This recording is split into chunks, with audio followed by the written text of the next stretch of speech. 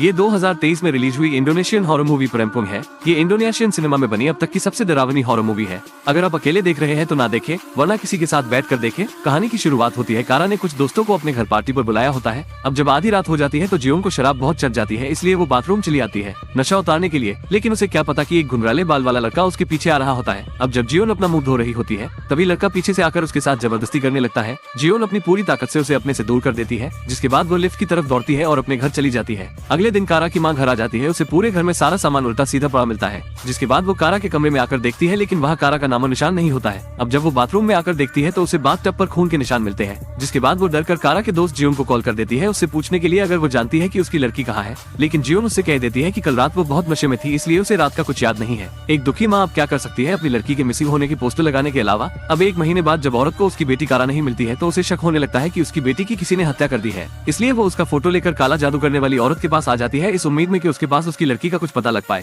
जिसके बाद जादू करने वाली औरत फोटो को लेकर जला देती है। अब तुरंत बाद वो ध्यान लगाने लगती है, तभी उसका चेहरा अचानक अजीब हो जाता है। अब वो कुछ बहुत बुरा देख लेते हैं, जिसके बाद वो औरत को बताती है कि उसकी बेटी कारा मर चुकी है, किसी ने उसकी हत्या कर दी है। ये सुनकर माँ टूट जाती है और रोने लगती है। हालांकि उसके दिल में बदले की आग जलती रहती है। वो इस बात को नहीं मान पा रही है कि उसकी बेटी मर चुकी है। अब वो अपनी बेटी की दोस्त कारा को फोन करके घर पर बुला लेती है। अब जियोन उसके घर पर आ जाती है, तभी उसे घर के अंदर बहुत बुरी बदबू आने लगती है। फिर वो चेक करने लगती है कि ये बदबू आ कहाँ से रही है। लेकिन जब वो बेडरूम का दरवाजा खोलती है तो वो बहुत डर जाती है जब वो वहाँ कारा की माँ को अजीब तरह से देखती है। उसकी माँ उसे कहती है कि ये लड़की तो नहीं जानती है कि मेरी बेटी कारा कहाँ है, तो झूठ बोल रही है। जियोंग कहती है कि उसे सच में नहीं पता है कि उसकी दोस्त कारा कहाँ, लेकिन वो उससे वादा कर लेती है कि वो उसे ढूंढ निकालेगी। लेकिन उसकी माँ को पहले से सब पता होता है, इसलिए वो उसे कहती है कोई नहीं बच पाएगा, सब नरक में जाएंगे। ये सुनकर जियोन बहुत डर जाती है और वहाँ से भाग जाती है। तभी बेडरूम का दरवाजा अचानक बंद हो जाता है।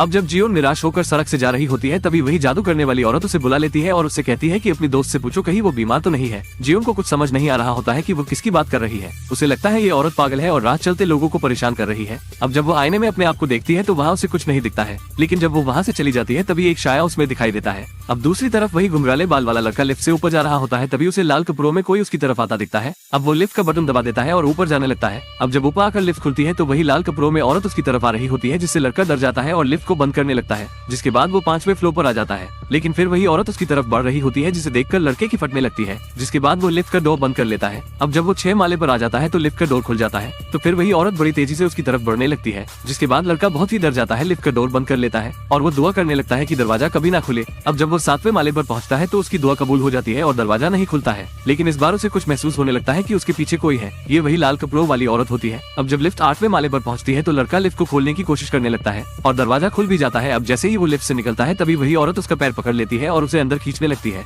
जिसके बाद इतिहास का सबसे डरावना सीन सामने आता है।